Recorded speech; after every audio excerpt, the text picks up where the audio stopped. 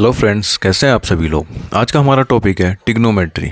तो आज हम बात करेंगे बेसिक कॉन्सेप्ट ऑफ ट्रिग्नोमेट्री की। तो ट्रिग्नोमेट्री हमारा मेजर ऑफ ट्रायंगल होता है। ये वो ब्रांच है मैथमेटिक्स की जिसमें हम किसी भी ट्रायंगल के साइड और एंगल के बीच के रिलेशनशिप के बारे में पढ़ते हैं। इसमें कुछ स्पेसिफिक फंक्शंस होते हैं और वो 6 स्पेसिफिक फंक्शन होते हैं हमारे। साइन, कोसाइन यानी कि कॉस, टेंजेंट यानी कि टेन, कोटेंजेंट यानी कि कॉट, सेकेंड यानी कि सेक एंड कोसेकेंड यानी कि कॉसेक। इन फंक्शंस के बारे में पढ़ने से पहले हम बात करेंगे राइट एंगल ट्रायंगल के बारे में।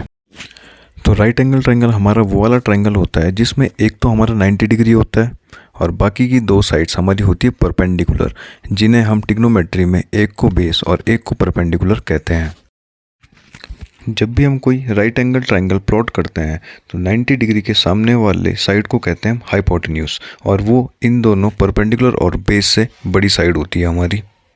अब इसमें कैसे पता लगाया जाए कि कौन सी परपेंडिकुलर है और कौन सी बेस है।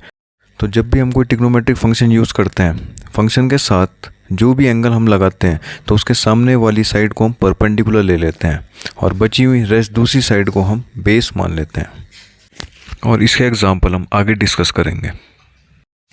तो हम बात करते हैं ट्रिग्नोमेट्रिक फंक्शन और उनके रिलेशन के बारे में।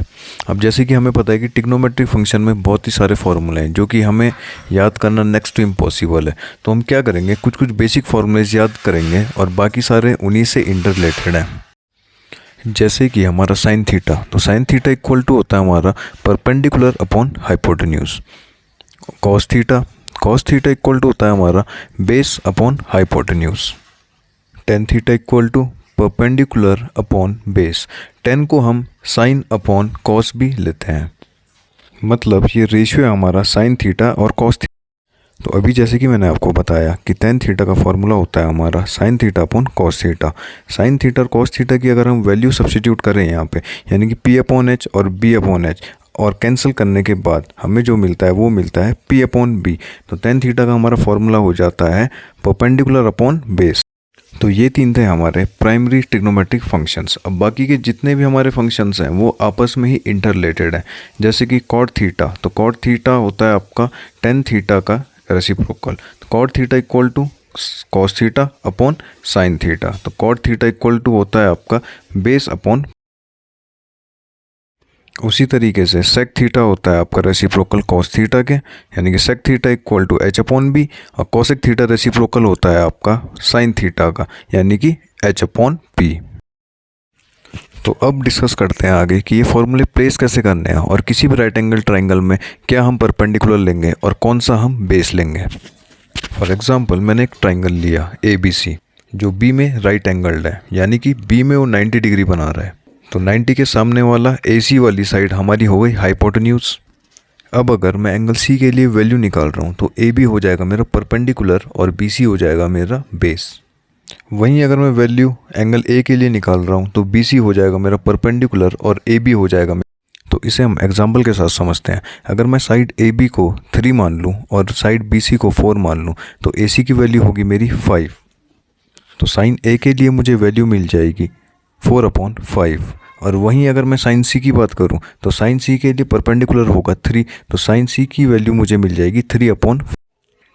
अब साइन थीटा की वैल्यू होती है परपेंडिकुलर अपॉन हाइपोटेन्यूज। तो अगर मैं साइन A की बात करूं तो साइन A की वैल्यू होगी मेरी BC अपॉन AC, क्योंकि एंगल A के लिए BC मेरा परपेंडिकुलर है।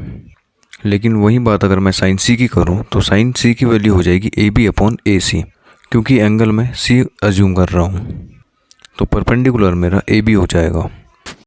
तो इसे हम एग्जाम्पल के साथ समझते हैं। अगर मैं साइड AB को 3 मान लूँ और साइड BC को 4 मान लूँ तो AC की वैल्यू होगी मेरी 5। तो साइन A के लिए मुझे वैल्यू मिल जाएगी 4 अपॉन 5।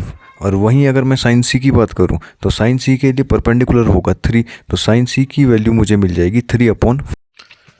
अब अगर किसी राइट एंगल ट्रायंगल में हमें 2 साइड गिवन है और तीसरी साइड अननोन है, तो तीसरी साइड निकालने के लिए हमें पाइथागोरस थ्योरम का यूज़ करना पड़ेगा। तो पाइथागोरस थ्योरम के अकॉर्डिंग हाइपोटेन्यूज का स्क्वायर होता है इक्वल आपके परपेंडिकुलर के स्क्वायर और बेस के स्क्वायर के सम के बराबर। फॉर एग्जाम्पल मुझे अगर किसी राइट एंगल ट्राइंगल की दो साइड गिवन है 3 और 4 अदर देन हाइपोटेन्यूज, और हाइपोटेन्यूज मुझे फाइंड करना है, तो मैं फॉर्मूला यूज़ करूँगा H square equal to 3 square plus 4 square. अब 3 स्क्वायर की वैल्यू 9 प्लस 4 स्क्वायर की वैल्यू 16, तो H square is equal to 25 हो जाएगा। अब होल स्क्वायर जब RHS में आएगा तो कन्वर्ट हो जाएगा स्क्वायर रूट में, तो 25 का स्क्वायर रूट होता है 5, तो h इक्वल टू 5, तो हाइपोटेन्यूज मिल जाएगा हमें 5। अब इसी का एक और एग्जांपल देखते हैं। अगर मुझे एक ट्राइंगल गिवन है ABC जो राइट एंगल्ड है B में, और दो साइड गिवन है, एक हाइपोटेन्यूज 5 और एक परपेंडिकुलर 4, और मुझे फाइंड आउट करना है इसका बेस यानी कि BC मुझे फाइंड करना है। तो पाइथागोरस के according AC square will be equal to AB square plus BC square. अब मैं यहाँ पे वैल्यू सब्स्टिट्यूट करूँगा, तो AC की वैल्यू है मेरे पास 5 यानी कि 5 का स्क्वायर इक्वल टू AB की वैल्यू 4 गिवन है, तो 4 का स्क्वायर प्लस BC स्क्वायर। अब 5 का स्क्वायर 25 इक्वल टू 4 का स्क्वायर 16 प्लस BC स्क्वायर। अब 16 मेरा जो RHS में है, अगर वो LHS में जाएगा तो पॉजिटिव से नेगेटिव हो जाएगा, तो BC square equal to 25 minus 16, तो BC square will be equal to 9। अब हम दोनों साइड जब स्क्वायर रूट करेंगे तो BC का स्क्वायर रूट हो जाएगा BC, और 9 का स्क्वायर रूट होता है 3, so BC will be equal to 3। तो ऐसे ही पाइथागोरस थ्योरम से हम किसी भी ट्राइंगल की कोई भी एक अननोन साइड निकाल सकते हैं। Thank you everyone for watching the video.